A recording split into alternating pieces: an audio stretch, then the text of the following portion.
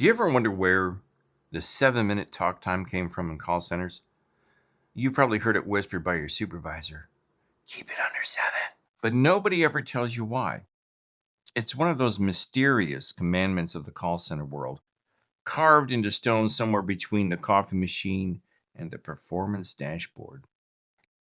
It's strange. I always wondered where it came from. But to understand where it came from, you've got to go way back to the 1980s when big corporations discovered a brand new toy, metrics. This was the birth of the modern call center. Companies like AT&T, American Express, and major banks started using early computer systems that could track every second of a phone call. Yay, digital age. For the first time, managers could measure exactly how long you talked to each customer, how long you put them on hold, how long you took to wrap up your notes. They called it average handle time, or AHT, and suddenly the stopwatch became the boss. I hate the stopwatch. The shorter your calls, the more customers you could handle in an hour.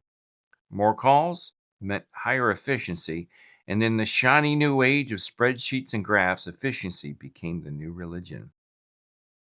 By the 1990s, this data obsession had spread everywhere, from telecom to tech support to credit card companies. Consultants and analysts began publishing industry averages. Groups like Benchmark Portal, the International Customer Management Institute, and the Incoming Calls Management Institute surveyed thousands of call centers. Their studies found that the typical customer service call lasted between 6 and 8 minutes, and that's where the 7-minute number came from. Imagine that.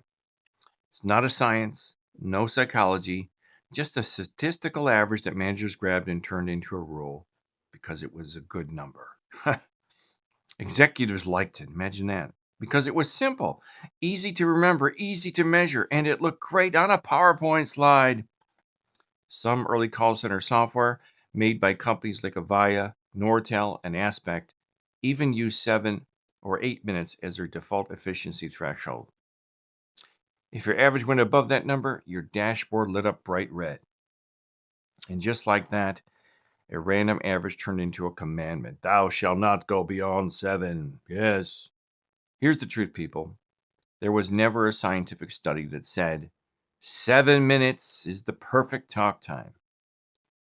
It didn't come from psychology, didn't come from customer satisfaction research or some magical formula for human interaction. Never did.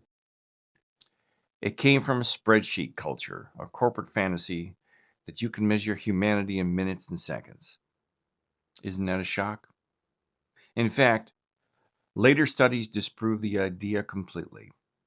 A 2002 J.D. Power report found that shorter calls actually lowered customer satisfaction because people felt rushed or ignored.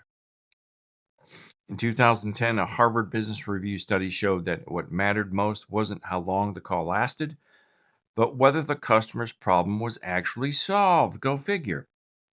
And more recent research from Forrester and Gartner found that the strict AHT targets often increase repeat calls and decrease loyalty. So not only was the 7-minute rule unscientific, it was actually counterproductive. That's surprising. But here's the problem. Once a metric becomes a KPI, it never dies. Even today, companies claim they've evolved. They talk about customer satisfaction and first call resolution, but behind the dashboards, the stopwatch still ticks. The 7-minute rule never really went away. It just learned to hide behind fancier names. 7 minutes, a number invented by someone who's never had to calm down a crying customer. They've never had to fix a broken life over the phone. It's not about 7 minutes. It's about control, the illusion of efficiency in a system that forgot what it means to be human.